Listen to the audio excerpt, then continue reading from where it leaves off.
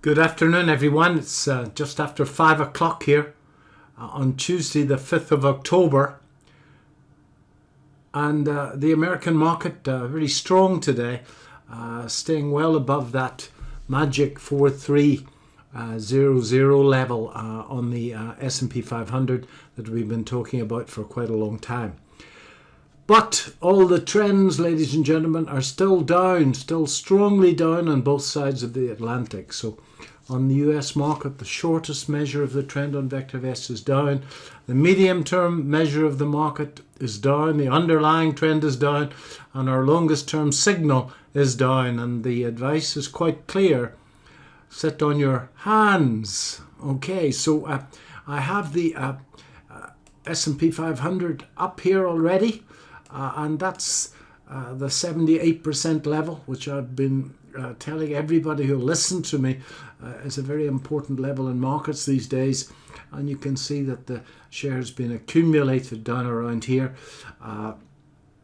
Yesterday it ran down and run the stops below those levels, and today it's run up again.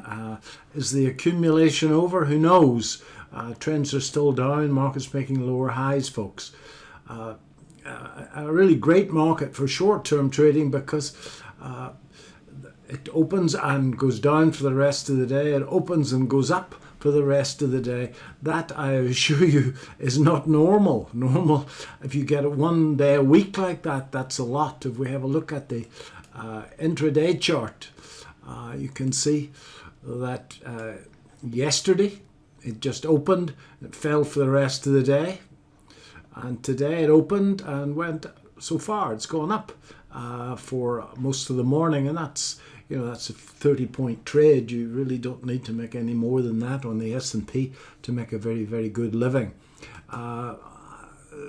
Some friends of mine tell me that there's still big bids down around the 4250, 4260 level. And that's basically just at these old highs here to attack liquidity underneath this pivot low in July. So I still stick by the case, folks, that this looks like an ABC move down in Elliott terms, and to actually categorically prove, at least prove as best we can in this line of work, that this pullback is over, then we need a close above this swing high, somewhere up around here. Now you can either look for it, or the simple way would just be to wait for the VectorVest market timing signals to kick in. At the moment, nothing has kicked in. Market's got a bit of work to do before we even print a change in the short-term trend. Okay, so just sit and wait for that. I think that only intraday traders should be near the market, buying the market at this stage, and I have a position long at the moment from the break of the first 5 minutes bar this morning. Rocket science, I know. So I remain reasonably optimistic here, but I reiterate, folks, that the trends are down, and the trends will be down and proven down until we see some closes above my this little blue line here. Okay,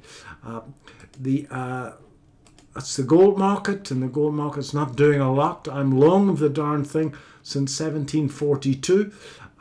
Took a bit of profit, next to nothing, but nevertheless the price of a few beers on Friday night, and stop losses at entry. The darn thing can start to go or not. I think that this stochastic is starting to get overbought. It can go a long way yet, but I wouldn't be at all surprised to see it pull back and the stochastic get down here before the really big move starts. I'm very positive about the gold market, as you know, and I've sweated through an awful lot of pain in polymetal and Pan-African resources, but they're paying very good dividends, and I'm happy with them. So that's my two positions, short-term positions: long of gold on a spread bet, and long of the S&P 500 on a spread bet. But the S&P 500 trade is a trade, intraday trade. I'm going to take that off when I get fed up looking at it in an hour or two. In the UK, well, in the UK, lots and lots of red. Everything's pretty much the same, and our little portfolio is taking a bit of a hiding, as you can see. And Lion Trust is on watch on the death watch list. It's up a little bit today. I still haven't done anything, and Cranswick I think is going to have to go. But I'm looking at Cranswick, and there's a very important level on the chart, especially on the 5-year chart. If we have a look at it here, resistance here, and this support, and I'm going to be, I think myself that it's going to come off that level. It'll be bought down around that level, so I've given that the benefit of the doubt. Look at this beautiful earnings per share plot. So nothing done as yet. I've been watching Lion Trust Asset Management. I haven't done anything as yet. Market's well up today, and ladies and gentlemen, this whole concept of inflation being transitory seems to be losing momentum, and the talk now is becoming much more hawkish, and that means interest rates going up.